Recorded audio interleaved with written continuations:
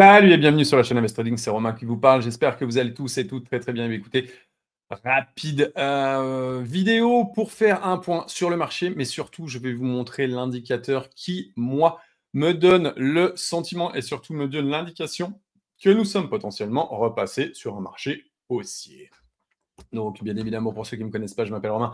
Vous êtes sur ma chaîne Invest Trading. L'objectif, c'est vraiment une chaîne gratuite, en toute bienveillance. Je fais des lives 3 à 4 fois par semaine. Je fais des lives chez moi sur Invest Trading. Je fais des lives chez WenTV ou sur Sophisticated Trader. Donc, tout ce que je dis, bien évidemment, il n'y a pas de conseil en investissement, mais c'est tout en partage. Donc, je vous le disais, le marché est en train de repartir. Ça, c'est plutôt cool.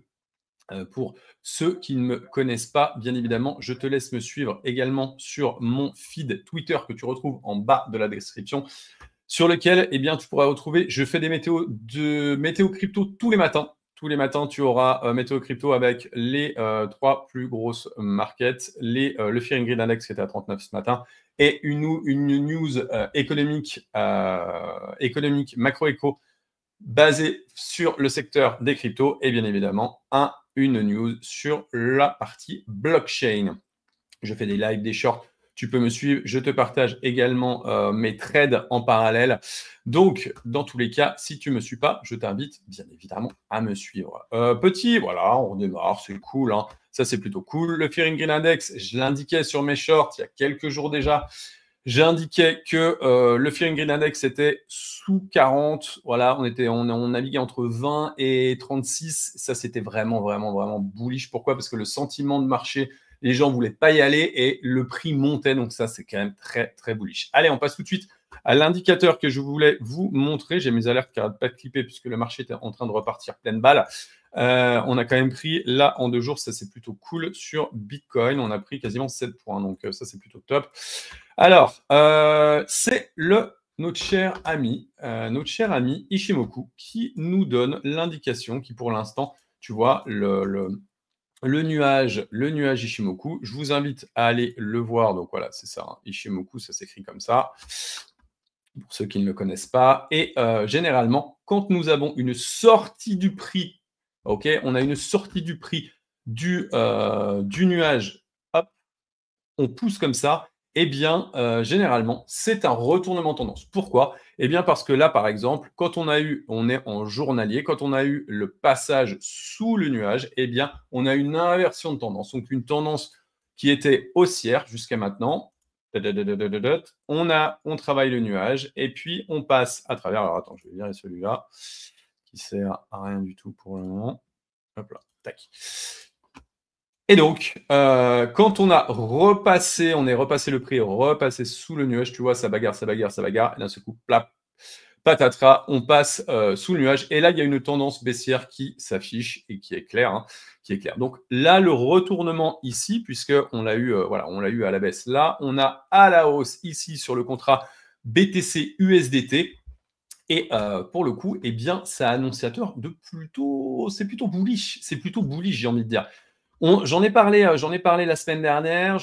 Là, on était dans le nuage et là maintenant, on s'extrait. Quand je crée la vidéo, il est 17h, on est le 22 avril. Eh bien, si on clôture là, c'est parfait. On pourrait refaire peut-être un test aux alentours des 88 pour repartir à la hausse aux alentours des au moins 92. On verra un petit peu ce qui va se passer par la suite puisque ça reste quand même voilà, on a un marché qui se cherche un peu depuis un petit moment et je pense que on va retourner aux alentours des 92, 93 pour revenir retester la zone qui avait fait lâcher le grand range qu'il y avait là.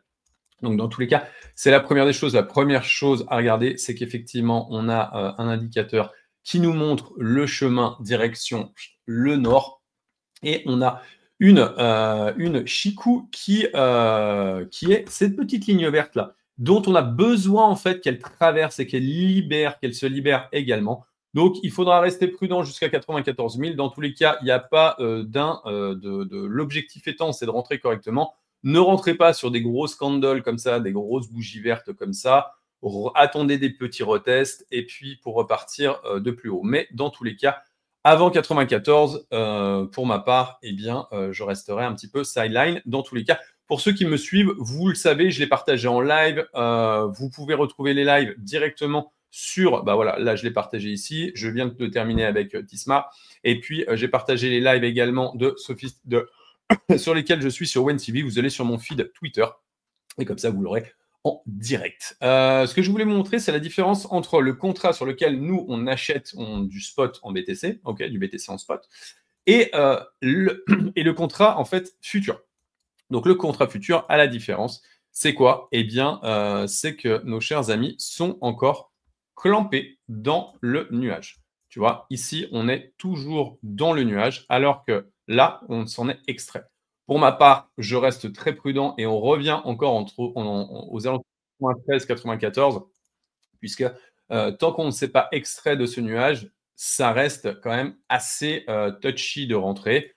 Les retests là, aux alentours de 86, seront à acheter, bien évidemment, mais ne jamais oublier que c'est nos chers amis institutionnels qui font ce marché. Et c'est ce qui reste vraiment, vraiment obligatoire à garder en vue pour la bonne et simple raison, c'est que c'est le prix du CME qui drive la hausse du marché crypto ou sur lequel nous, que toi ou moi, on achète. Voilà, là, on est vraiment sur un marché institutionnel, mais c'est eux qui font la pluie et le beau temps, en tout cas pour le moment.